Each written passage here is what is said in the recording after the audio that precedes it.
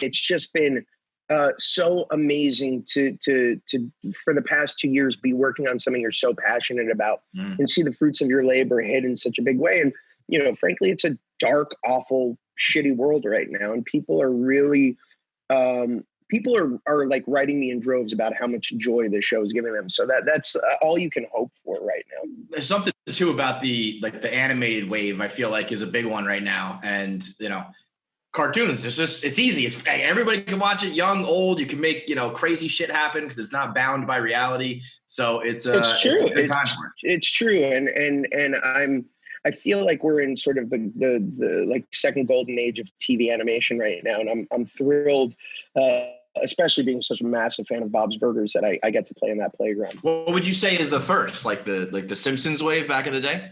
Yeah, I think that the whole Fox domination lineup was sort of the first wave of animation television that wasn't geared towards just kids, right? Like I grew up with the Flintstones, I grew up with Smurfs, I grew up with stuff that sure I could watch with my parents, but it was primarily geared towards kids. And then all of a sudden you have these shows popping up in prime time, of course, led by The Simpsons, followed by Family Guy, Futurama. And then there's this whole new wave that is, I think, just breathtaking to watch. And obviously in that original list, you have to include South Park, which is, I think, one of the greatest satires of all time. What do you think it is about? Kevin mentioned how you kind of don't have to work in reality. What do you think it is that is bringing cartoons back again?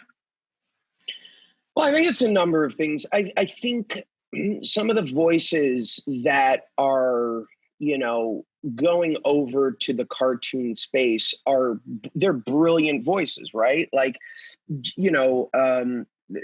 there is something about satire that I think is readily ripe for the picking when it comes to animation. Like it's just a great facilitator of, those kinds of jokes and those kinds of social statements.